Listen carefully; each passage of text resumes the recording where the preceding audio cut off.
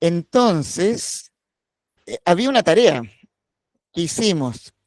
¿Qué les parece si las revisamos inmediatamente antes de ya entrar en la materia de hoy?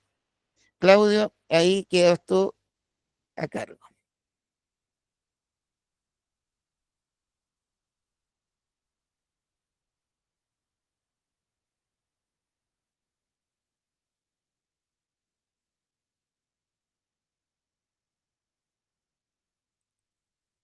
Ya, perfecto. Aquí está, las respuestas generales eran tres preguntas que respondieron 102 personas, lo que es una alta participación. Así que vamos a ir leyendo y esta tenía ya las respuestas correctas que estaban preconfiguradas. La primera pregunta señalaba la Biblia, cuyo término significa conjunto de libros. En este caso son 73 libros, ni más ni menos, y contiene la palabra de Dios, y por eso es Sagrada Escritura. Si esa escritura está escrita en algunos idiomas y en un largo periodo de tiempo. Y la pregunta dice, ¿cuáles son originalmente esos idiomas y cuánto es el tiempo de escritura de principio, Génesis a fin a Apocalipsis? Y la respuesta correcta era, primero que nada, la respuesta número C, que señala que está escrita en hebreo y griego el Antiguo Testamento y griego el Nuevo Testamento, y se escribe desde el año 1000 antes de Cristo hasta el año 100 después de Cristo. Eh, eh, y suman más o menos 1100 años. Esta respuesta fue casi un 80% de los participantes respondieron correctamente. Así que tuvo una muy buena puntuación esta pregunta en relación a lo que se estudió ese día. No sé si usted quiere agregar algo, padre, o continúa la segunda pregunta. Sí, eso, claro, no, es solamente, bueno, primero felicito porque realmente un 80% es muy buena la respuesta. Después, no es el momento ahora, pero sería bueno yo tener el resto para ver dónde se produjo el mayor error. Por ejemplo, también podría ser un buen dato porque es algo que de 80, más o menos 20 o 30 personas no lograron la respuesta correcta. Entonces ahí habría que ver dónde a lo mejor se produjo la mayor cantidad donde se confundió la persona y contestó. Eso habría sido interesante también, o Sí, después me lo pueden dar. ¿Mm? sí, también tenemos el dato, si quiere se lo puedo dar al tiro, se lo puedo Ah, enviar. Lo tengo ya. acá en pantalla. Ya, si quieres lo das. Perfecto. En este caso, 12 personas, que equivale a un 11,8%, respondieron que estaba escrita en hebreo, arameo, latín y griego, y desde el 1100 a.C. hasta hoy suman más o menos 3000 años. Ahí hubo 12 personas que respondieron eso, y la siguiente Ya, cantidad de personas, que fueron 7, escribieron que estaba escrita en arameo y griego, tanto el Antiguo Testamento como el Nuevo Testamento, en un periodo de 1500 años. Ahí hubo 7 personas, porque la primera pregunta, ya, 2 personas, que señala que está escrita en todos los idiomas del mundo y tiene cientos de miles de ya, años. Ahí hubo solamente 2 personas que respondieron esa afirmación. Después yo le ya, puedo enviar a usted correcto. el resultado individual, que eso se lo podemos hacer llegar a los alumnos, usted, cosa que me autorice, y yo se lo puedo hacer llegar durante Estupendo. el transcurso del día de mañana. Ya, estupendo, para que sepan y así ver en qué fue lo que a lo mejor no logró la respuesta correcta. Solamente arregla, es decir, porque vamos a volver sobre el tema, pero solamente indicar que efectivamente la respuesta es en un periodo determinado, de 1100 años aproximadamente, y está escrito en hebreo y griego el Antiguo Testamento y en griego, solo en griego el Nuevo Testamento.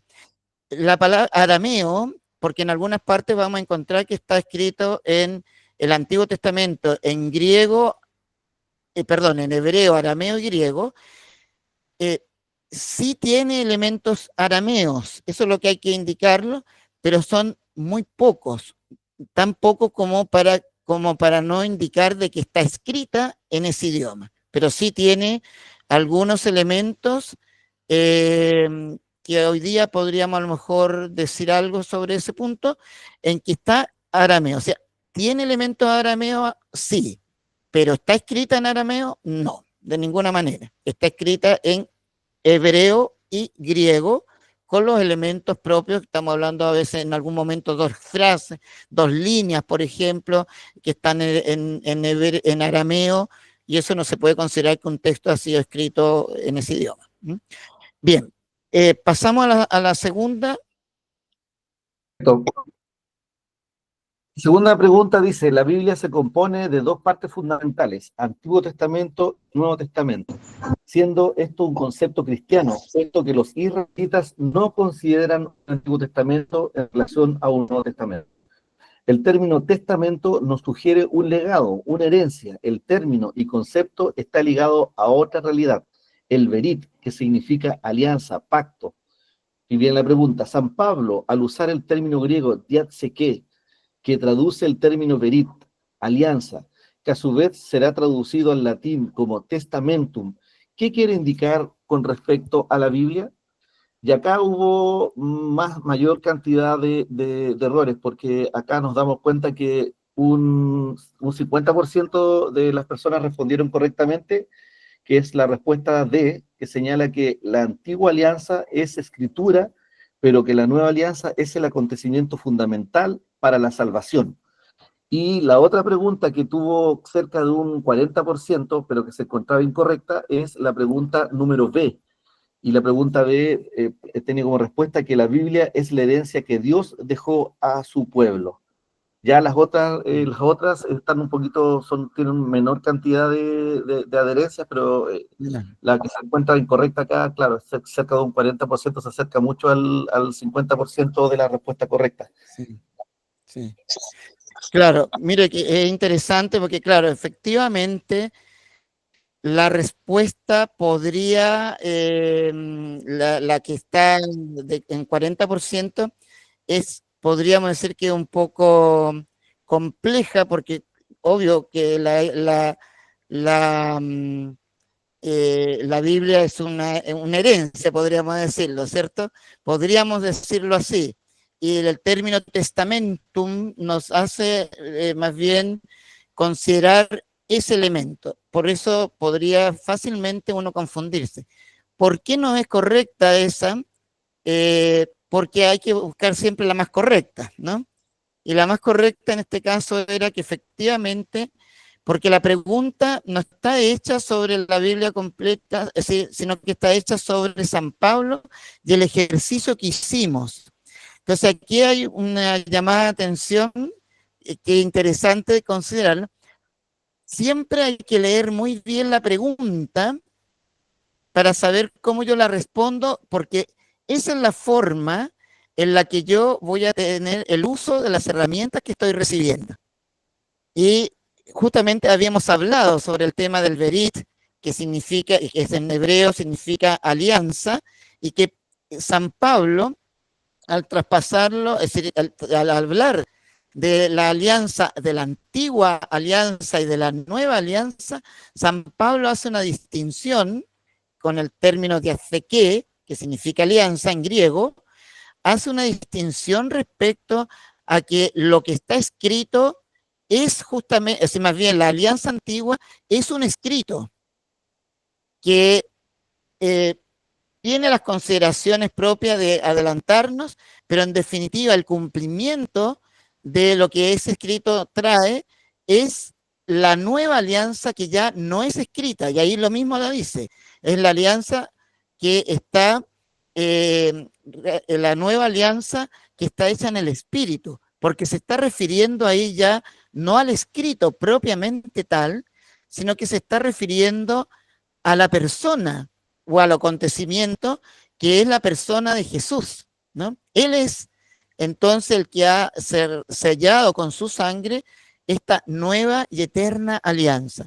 Por tanto, desde esa perspectiva, la pregunta era la respuesta correcta, la que se está indicando, que es más que una herencia recibida de algo que ya pasó, porque la herencia también tiene esa carga de algo que uno lo recibió, pero puede haberla dilapidado la herencia, podría haber hecho cualquier cosa con la herencia, pero en este caso, lo que está hablando San Pablo, más allá de lo que se ha recibido, es lo que se está viviendo y es el acontecimiento. Ese es un poco el sentido. De todas maneras, vamos a volver en cualquier otro momento, porque en un momento tenemos que hablar sobre los temas eje, pero cuando ya entremos a ver el Antiguo Testamento como tal, ahí tenemos que entrar con los temas ejes que son la alianza, la elección, la alianza, la promesa y la ley. ¿Mm? Bien, finalmente. Ya. Y la última pregunta dice, ¿se conoce como Tanaj al conjunto de 24 libros escritos en hebreo que corresponden a lo más antiguo de las Sagradas Escrituras? Posteriormente, en Alejandría, en 300 a.C., se tradujo al griego. Es la versión del Antiguo Testamento en griego que se conoce como la Septuaginta o la de los 70. Finalmente, en el siglo I después de Cristo, en Yaminia, los masoretas recogieron la masora, tradición, fijando un texto en hebreo consonántico con la adición de vocales para asegurar la correcta escritura y pronunciación. Este es el texto masotérico. Acá viene la pregunta. Masorético. ¿Se puede encontrar, masorético, se puede encontrar versiones fieles a los originales del Tanaj y el texto masorético en griego u otros idiomas? No pregunta por traducciones posteriores. Ya, acá hubo una mayor cantidad de respuestas erróneas. Podríamos decir que se encuentran la buena, que es la respuesta no. El texto original Tanaj y el texto masorético son incompatibles con otros idiomas que no sea el hebreo. Que no sea el hebreo. Y esa fue la pregunta que tuvo un 42% de correctos, y luego viene la otra pregunta que tuvo un 29%, un 28% de error, que dice que sí, el texto original Tanaj y el texto masorético son compatibles con el griego, y ahí hay 29 personas que respondieron que sí, y el otro, que el texto la Tanaj y el texto masorético tienen acciones importantes en estos idiomas, y ahí cerca de 18 personas respondieron que estaba correcta esa pregunta, y bueno, porque en la última pregunta hay 12 personas que respondieron que no, el texto original Tanaj y el texto masorético son incompatibles con el hebreo y otros idiomas. Acá hubo una más cercanía de todas las respuestas, inclusive la correcta con las incorrectas. Bien. Bien, bueno, claramente es uno de los temas que yo estuve revisando las preguntas, que a lo mejor ha producido mayor expectativas o interrogantes, podríamos decir, por el hecho de que efectivamente tal vez para muchos, de los que estamos aquí en este curso, por supuesto, tal vez para muchos por primera vez escuchamos este tema del el Tanaj. Probablemente sea un grupo muy menor el que había escuchado del Tanaj propiamente tal, en diferencia del Antiguo Testamento, y por supuesto de su idioma, su composición, el sentido que tiene. Por eso se pone siempre adelante la primera parte es lo correcto, por supuesto, y de ahí viene, según lo que se había tratado, viene la pregunta. Efectivamente, y en eso, por eso puse yo, no se pregunta por las traducciones posteriores, porque es claro que el Tanaj ha sido lo mismo que la Biblia traducida a todos los idiomas del mundo, al latín, principalmente al latín, cuando fue las versiones más antiguas de la Vulgata, por ejemplo, en San Jerónimo, el siglo cuarto, quinto.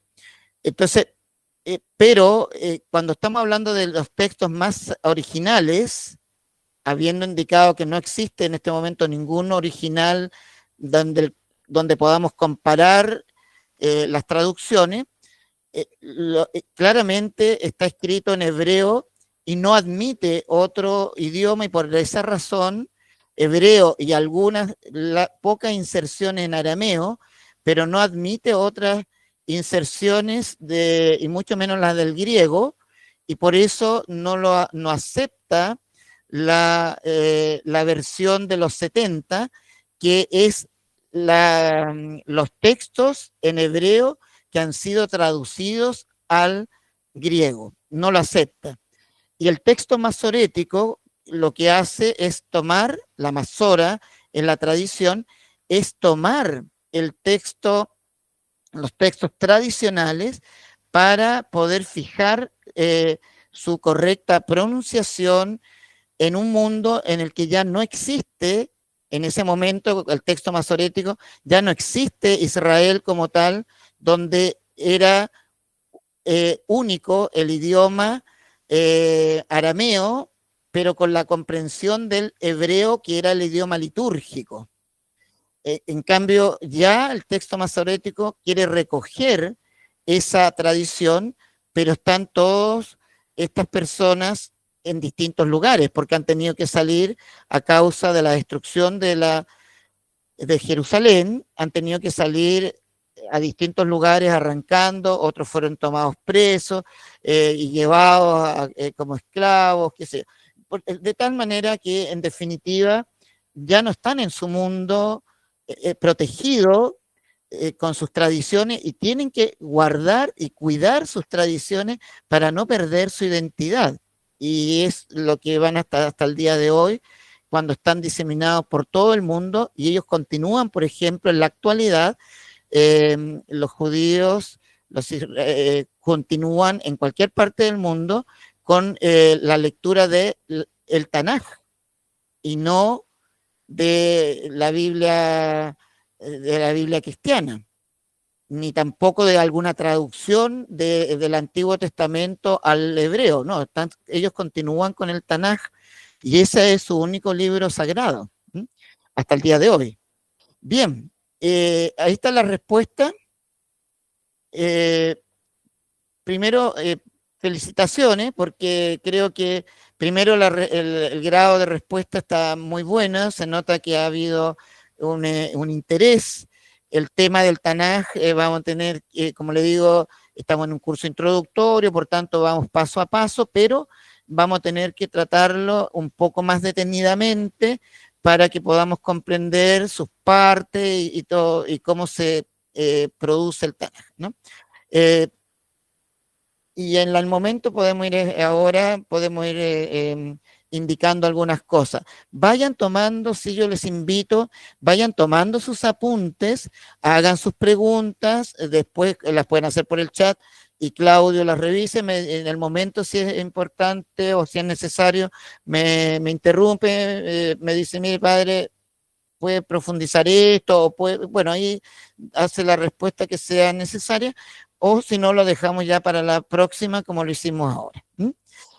Muy bien, pues. Ahora podemos pasar ya a la clase que nos corresponde hoy día, que es bastante densa.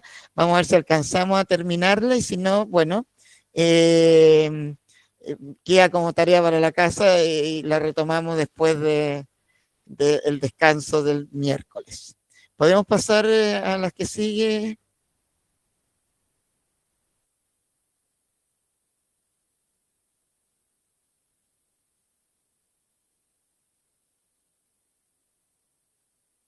Mm, Estoy, estoy ahí yo, ¿no? Porque eso. ¿Podemos pasar a las que sigue?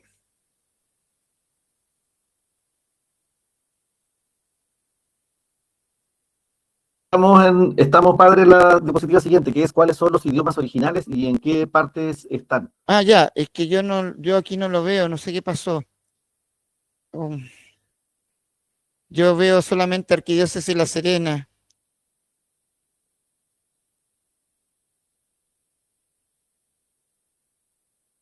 ¿Aló? Voy nuevamente a dejar de... Oh, espera. A ver, ahí. Ah,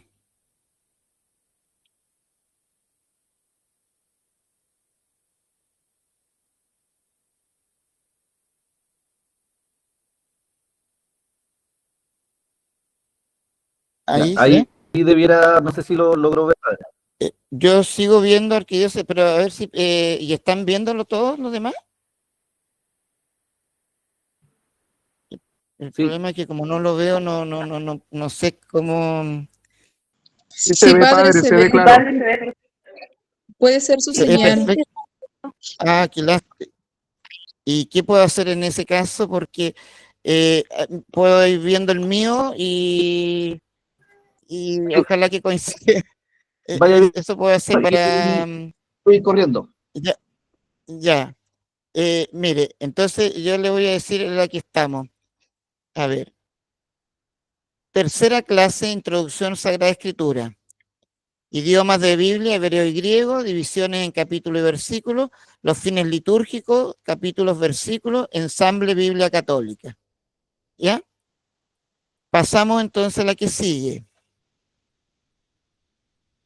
Y ahí dice, ¿cuáles son los idiomas originales y en qué parte están? Eso lo vimos en la última clase, pero lo estamos retomando, indicando que en el Antiguo Testamento, Nuevo Testamento y Tanaj, y decíamos entonces que el Tanaj es podríamos decir, la compilación de los libros considerados sagrados que originalmente están escritos en hebreo y que la palabra Tanaj va a significar, es un acrónimo que toma tres partes. El Tanaj tomaría tres partes y cuando ocupamos la palabra Tanaj es la primera, la T, que significa Torah. Torah significa ley. Por tanto,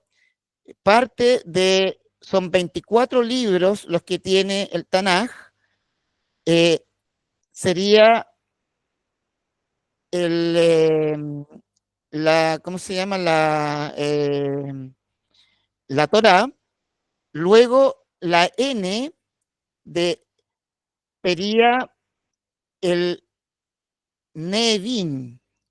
La palabra Nevin viene a traducir más bien a transliterar la palabra Nabi, que si lo tradujéramos, la palabra Nabi se traduce al griego, es profetas.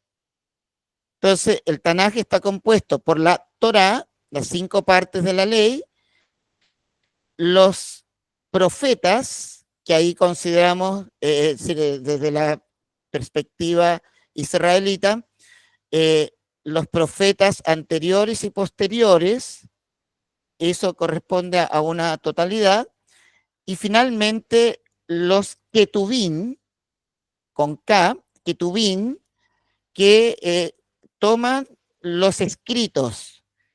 Luego se va a traducir al griego como los agiógrafos, es decir, aquellos que han escrito, han hecho la escritura santa. Agiógrafo es el escritor sagrado, una cosa por el estilo, es lo que podemos traducir el término ketubín, que significa escritos. Cuando nosotros juntamos estas tres letras, T, N y K, cuando las K, estamos hablando de la letra en hebreo, va finalizando una palabra, se pronuncia como J. Por eso no decimos Tanakh, sino que decimos Tanaj. Y se le pone las vocales que en principio no las tiene, porque el hebreo no tiene, ahora lo vamos a ver, no tiene vocales, pero sí tiene el nombre se tiene que nombrar la T, la N y la J. Y ahí suena.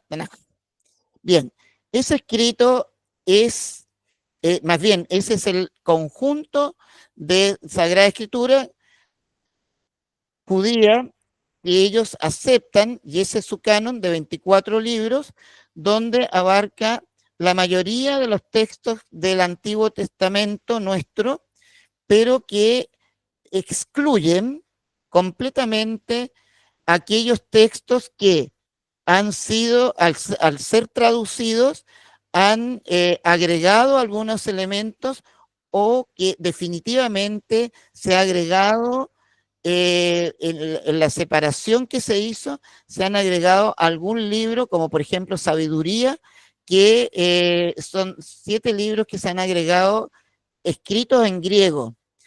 A esos libros, atento a la palabra, porque después va a volver a salir varias veces, a esos libros se les llama deuterocanónicos, libros deuterocanónicos. ¿Y qué significa la palabra deutero? Segundo. La palabra deutero significa segundo, por tanto, deuterocanónicos son los que en segundo momento entró en el canon. Todos los textos del Antiguo Testamento y también del Nuevo Testamento que son deuterocanónicos, en el Antiguo Testamento, en el Tanaj, los deuterocanónicos no fueron acogidos, por tanto ellos no los tienen y por eso tienen un número menor que son 24. Cuando tratemos bien el Tanaj, ahí vamos a ver varios otros detalles más. Eso, bien. El Antiguo Testamento, ahí podemos hacer la diferencia con el Tanaj, porque el Antiguo Testamento es lo que nosotros conocemos con sus 46 libros, pero que está escrito originalmente en hebreo, con algunas inserciones en arameo, pero que hacia el año 300 antes de Cristo fue traducido al griego en Alejandría. Eso está en Egipto.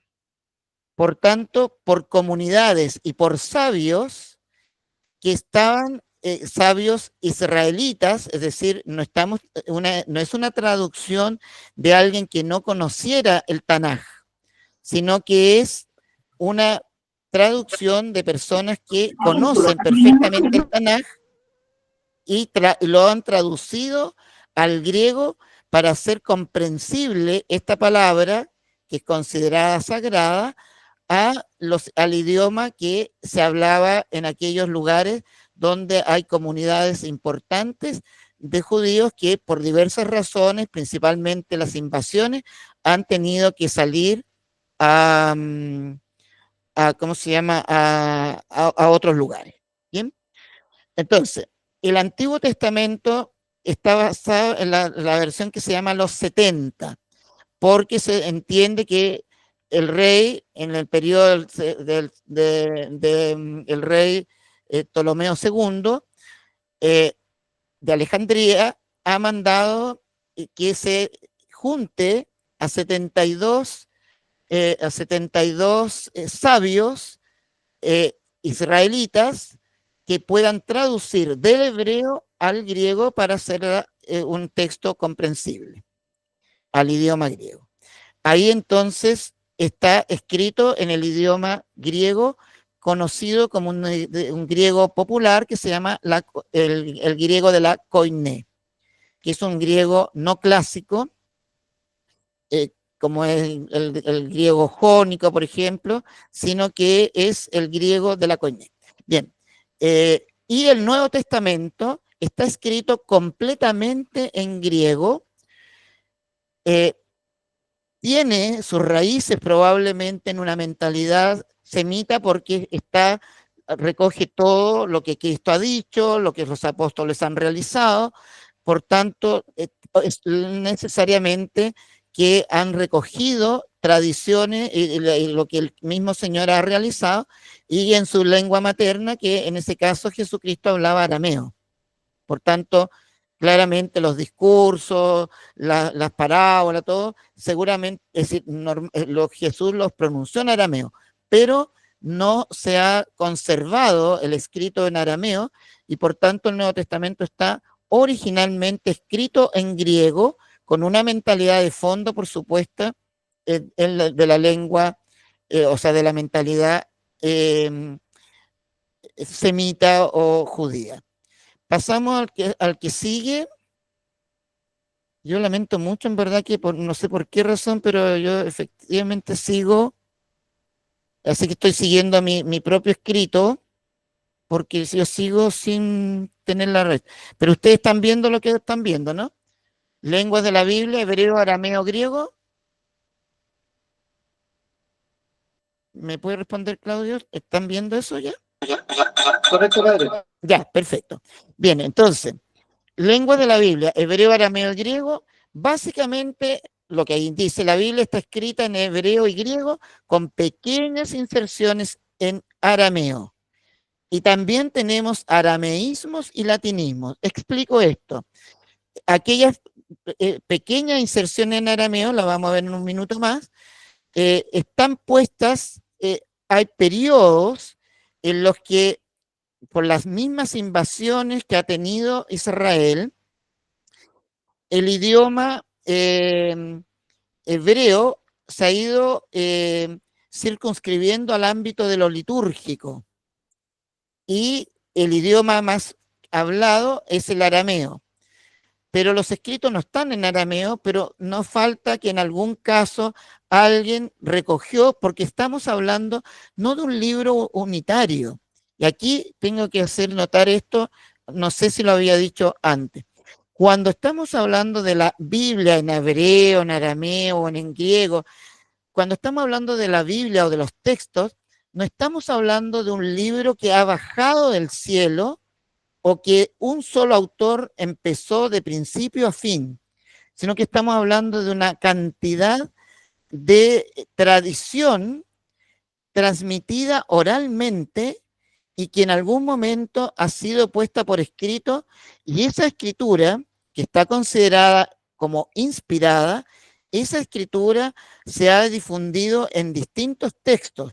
Hay muchos textos que en el momento podrían haber circulado escritos en las distintas sinagogas, en los distintos lugares donde se podía leer la palabra de Dios, y por tanto están en hebreo y alguien le puso alguna explicación en arameo o para hacerla mejor comprensible a su idioma más popular, le agregó esto. Esa es la forma, ¿entiendes? Por eso también después se tradujo al griego. Ahora, en hebreo, todo el Antiguo Testamento, excepto los libros y las secciones escritas en arameo y en griego, está escrito en hebreo. Vamos a ver. Un poquito. Pasamos a la que sigue, arameo. Algunas pequeñas secciones del Antiguo Testamento, y ahí están escritas Esdras 4, 8, 6, versículo 18, versículo 7, versículo 12 al 26. Daniel 2, 4, 7 y 28. Génesis 31, dos palabras. Y Jeremías 10, 11. Por eso, yo creo que aquí queda un poco más claro que cuando decimos que está escrito en arameo, hay elementos que están escritos en el idioma, pero no significa que esté escrito el texto completo en ese idioma, ¿no? En arameo en este caso. Esas son las pequeñas secciones del Antiguo Testamento que están en arameo. Todo lo demás está en griego, perdón, todo lo demás está en hebreo y luego en la traducción de los 70 en griego. Ahora el griego. El Antiguo Testamento está escrito algunos libros del deuterocanónicos, como decíamos, Sirásida, Sabiduría, Baruch, Primera de Macabeos, Segunda de Macabeos, Judith, Tobías, y algunas partes de algunos de los libros del Antiguo Testamento de la versión de los 70 están escritos en griego. Cuando hablamos de Sirásida, Sabiduría y Baruch, están escritos en griego completamente. Por tanto, estos textos deuterocanónicos no entran en el canon del Tanaj, porque eso solamente acepta los que están escritos en hebreo, porque consideran, había una de las preguntas, ¿y por qué y no lo escriben en cualquier idioma? Porque consideran, los judíos consideran en ese caso que Dios quiso revelarse en ese idioma, en hebreo, y por eso la única forma de considerar esa palabra de Dios como sagrada es en el mismo idioma que Dios quiso revelarla. Ahora estamos hablando de largas tradiciones, absolutamente respetables y hay que considerarlas así, por tanto, no podemos juzgarla desde nuestro punto de vista actual, 2025, es decir, pero ¿cómo no entendieron que el griego era mucho más rico en expresión y por tanto podrían haber significado mayormente el sentido de los textos? Estamos hablando de tradiciones y la tradición normalmente ha empezado por una experiencia de un grupo, de una persona, de un pueblo, y que se ha ido asentando esa tradición y luego se va a expresar a través de los idiomas y de los escritos. Bien, en el griego entonces el Antiguo Testamento estaría estos textos que son originalmente en griego, Sabiduría, Baruch, Macabeos, Judith, Tobías, y algunas partes de la versión en hebreo de Daniel y de Esther. En este caso, cuando la sección de Daniel, por ejemplo, 3, 24, 90, no son consideradas, entonces se borra del canon en hebreo, lo borran nomás, borran ese espacio. No, si Daniel 3 está en griego, sacan Daniel 3, 24, y dejan Daniel 3, todos los demás versículos, del 1 al 20, al 23, por ejemplo, que están en hebreo, eso quedó, y el resto no. Bien. El griego está presente en todo el Nuevo Testamento. Los 27 libros están escritos en griego de la Koiné. El griego es un idioma muy rico y que se extendió a través, principalmente, con las incursiones de Alejandro Magno. Esto fue hacia el año 300 antes de Cristo. De modo que Alejandro Magno, al conquistar el mundo entero de la época prácticamente, llevó la cultura que es conocida, la cultura griega, es conocida con el nombre de cultura helénica. La cultura helénica entonces se difundió. Alejandro Magno no destruía los lugares donde entraba, al menos que se le opusieran, pero si no se ponía, él entraba a los lugares con una finalidad. Alejandro Magno también tenía un sentido, aparte de gran conquistador, tenía un sentido de conquistar y culturizar con la cultura griega. Por tanto, él asumió elementos de los lugares conquistados, pero a su vez también transmitió su propia cultura. De modo que el mundo, en la época 300 antes de Cristo, ya comienza a ser en su generalidad con una cultura griega. En esto yo quiero hacer, bueno, tenemos que ver algunos otros elementos más sobre los idiomas, pero en esto yo quiero poner un énfasis, y ahora pasamos a la que sigue. Perdón, no, todavía no pase. El Nuevo Testamento dice, los libros están escritos en griego la koiné. Es posible que hayan existido algunas secciones en arameo, como la fuente Q, ya también cuando el profesor Eduardo pase el Nuevo Testamento, los sinópticos, necesariamente tiene que tratar el tema de la fuente Q. La fuente Q es la fuente de discursos de Jesús, o sea, hay varios discursos largos que Jesús tiene y que se encuentran en Lucas y en Mateo y en Lucas, no en Marcos, en el Evangelio me refiero. Y ese probablemente, si son los discursos de Jesús, tienen que haber estado en arameo originalmente, pero no se encuentra el escrito. La tradición podría decir, de hecho, de alguna manera llegaron al griego, pero la tradición escrita está en griego. Lo mismo el Mateo, hay una larga discusión respecto que existe un Mateo arameo, considerando que el apóstol Mateo es parte de los discípulos. Y es el Evangelio es el más judío o israelita de los evangelistas. Pero ese Mateo arameo que incluso Papías de Hierápolis, un autor antiguo del siglo III, dice que ¿existió el Mateo arameo? Y probablemente sí, pero el escrito no se encuentra. En este caso tenemos que hacer siempre la distinción.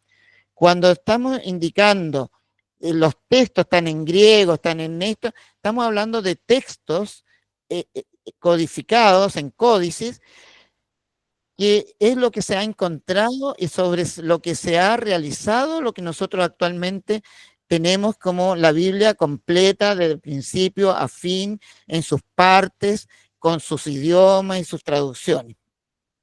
Entonces, cuando decimos que en los evangelios o que el Nuevo Testamento, sus 27 libros están escritos en griego, es porque no se han encontrado los textos que originalmente pudieron haber estado en arameo, que era la lengua materna de Jesús, o en hebreo, si en algún caso se quiso poner por el tema de que el hebreo era el idioma litúrgico que expresaba los textos.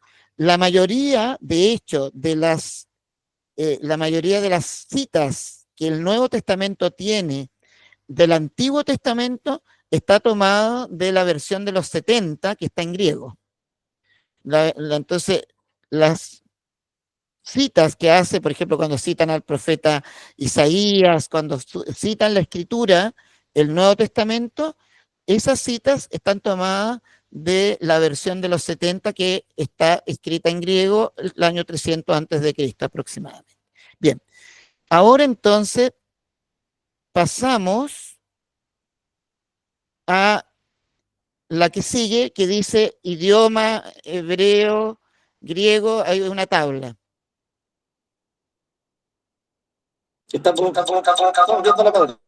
Ya, perfecto. Entonces, aquí estamos dando una característica de cada idioma.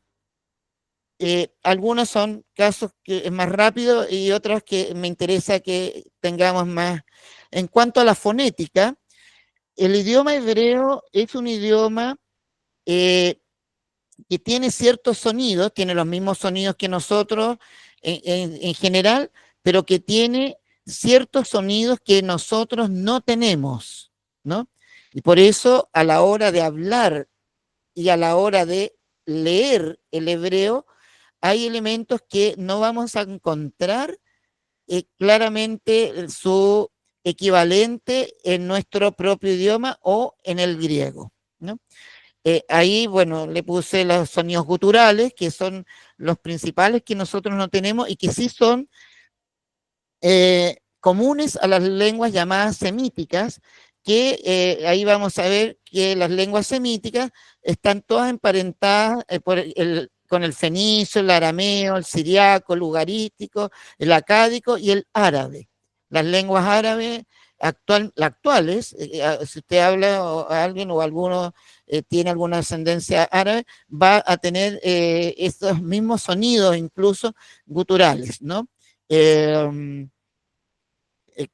este momento no se me ocurre ninguna palabra para el ruaj, por ejemplo, que significa espíritu. La palabra ruaj, nosotros decimos ruaj, pero en verdad habría que decirla como más, más de garganta, ruaj. Es como casi una arcada, podríamos decir, que sale desde la garganta. Es un poco el sonido que tiene la lengua hebrea. Mientras que el griego, en esta tabla comparativa, no tiene los sonidos guturales y nosotros somos herederos, nuestro idioma español y nuestros idiomas indoeuropeos, somos herederos del griego, del latín, por tanto, no tenemos nosotros en nuestros idiomas esos sonidos. Sí tenemos algunos sonidos que son comunes, por ejemplo, en algunos casos, no en el español, pero sí, por ejemplo, en el francés, que hay algunos que son nasales, que salen un poco por la nariz. Ligazón, por ejemplo, ligazón, que sería como ligazón. También en el hebreo, de repente podemos encontrar algunas palabras que salen por la nariz, pero la característica más singular sería justamente estos guturales. Bueno, características relevantes. Esto a mí me interesa que lo quedemos bien. La lengua semítica está emparentada, como decíamos, por una parte con estos idiomas que están más hacia el sector donde está efectivamente Israel, mientras que la lengua indoeuropea, el griego, está relacionado con los grupos lingüísticos germánico, latino, celta, con variante en el dórico, el jónico, a partir del cual en el siglo IV antes de Cristo, que se normalizó como un conjunto, como una adaptación de estos, en el griego estoy hablando, una adaptación de de estas familias lingüísticas, de tal manera que surge el griego llamado de la koiné, que es como un griego más popular. No es el griego clásico de los grandes autores clásicos en griego, sino que como Horacio, por ejemplo, no, es el griego popular, el que habla la gente, pero que tiene una ventaja para nosotros, además, y para la Sagrada Escritura, que está escrita en el griego de la Koiné, que el griego de la Koiné es un idioma, es el griego, como no es clásico, es mucho más flexible.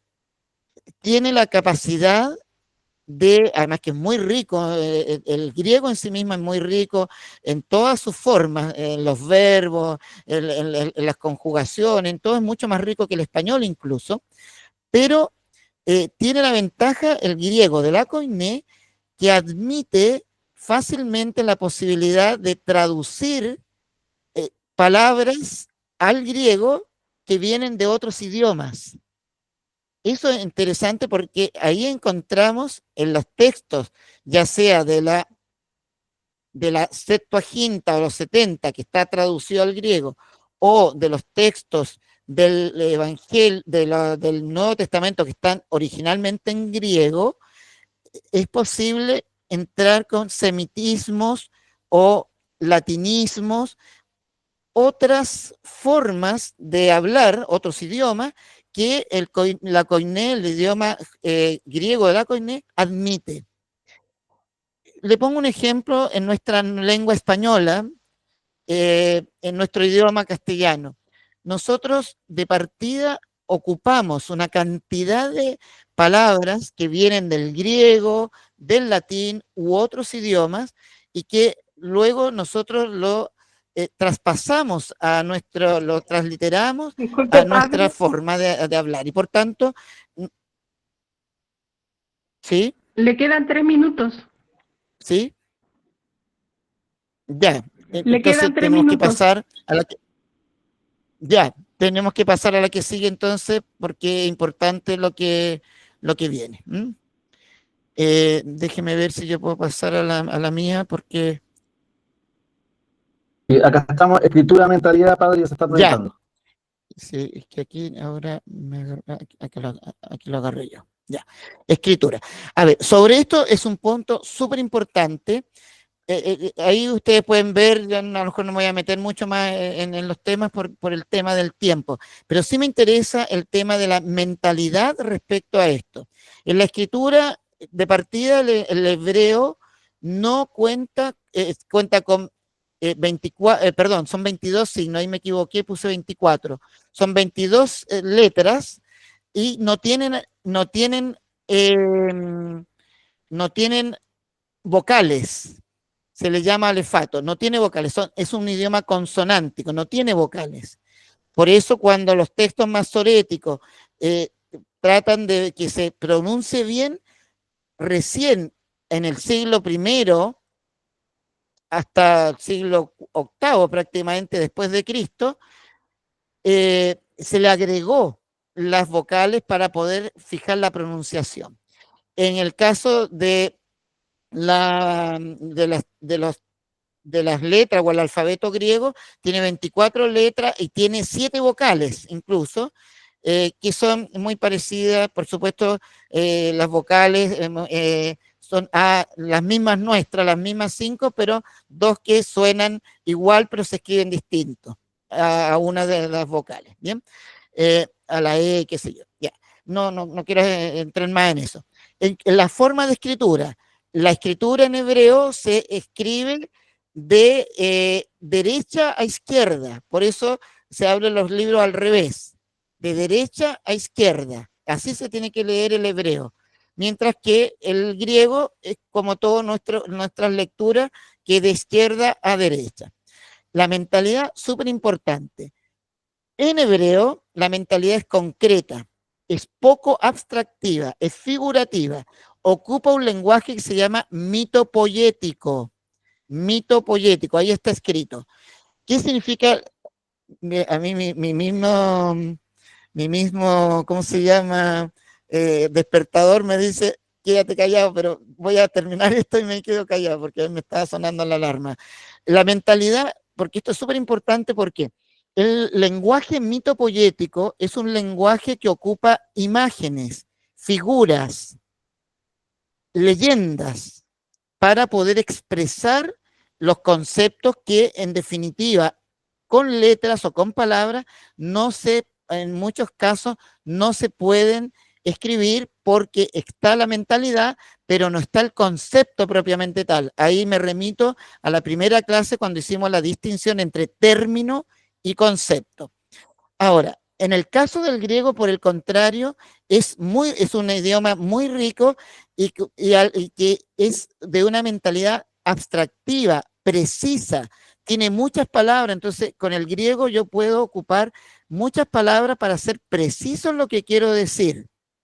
El hebreo, por el contrario, puede ocupar una palabra para indicar muchos otros conceptos. Y en el contexto yo voy a poder precisar qué es lo que me está diciendo. En cambio, el griego es tan preciso que a veces no necesito tanto contexto porque tengo varias palabras o varias formas para indicar eso. Sí, venía después de esto, capítulos y versículos, va a tener que quedar para la próxima clase, pero me interesa esto, sobre todo, y que con esto concluyo, porque entiendo que ya pasé un minuto, pero ¿por qué es importante el tema de la mentalidad? Porque cuando estamos hablando de textos que originalmente están escritos en hebreo, nosotros tenemos que entrar en una mentalidad y una tradición que es distinta a la nuestra. Y por tanto no podemos juzgarla o tratar de comprenderla desde nuestra visión, sino que es necesario ir qué es lo que quiso decir con esto. Mientras que cuando estamos en griego, aunque tenga la mentalidad de fondo, una mentalidad judía, israelita, estás tratando de ser lo más preciso posible y ahí a nosotros tenemos que entender entonces por qué dijo esa palabra y no esta otra palabra en el caso del griego. Cuando estamos hablando, y le pongo un ejemplo y con esto termino. Por ejemplo, como no es el hebreo no es un idioma abstractivo propiamente tal que extrae, que fue una de los primeros ejercicios que hicimos cuando decíamos que lo que esto es un perro, y cómo sabe que es perro. Bueno, ahí estamos haciendo una abstracción de la perreidad, eso decíamos en ese momento, ¿no? Entonces, en el caso de los hebreos, si yo quiero hablar de libertad, por ejemplo, no está el concepto abstracto de libertad, sino que yo tengo que poner una imagen distinta. Has roto las cadenas que me oprimían. Me has liberado de la esclavitud. Eso es libertad.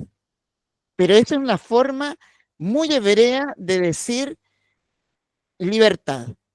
Si yo quiero decir eternidad en hebreo, no puedo decir eternidad, tengo que decir 1000 generaciones. Porque yo comparo, Dios castiga a quien es infiel hasta la 4ª generación. Estamos hablando de 40, 50 años. Pero premia a los que le son fiel hasta la 1000 generación. Son 10.000 años por lo menos. Entonces ya no es algo que yo pueda imaginar así tan fácilmente. Así habla el hebreo. Mientras que si dijéramos en griego, yo quiero decir libertad, no tengo que decir cadenas rotas, digo libertad. El Señor me liberó y listo, yo entiendo perfectamente qué es lo que está diciendo. la vida eterna. Yo perfectamente entiendo qué es lo que estoy diciendo cuando el Señor me ofrece vida eterna y no solamente 1000 generaciones. ¿Me entiendes? Esa es la mentalidad. Aquí entonces concluimos y queda para la próxima clase, vamos a ver el tema de la división de capítulo y versículo, que es bastante interesante. Bien.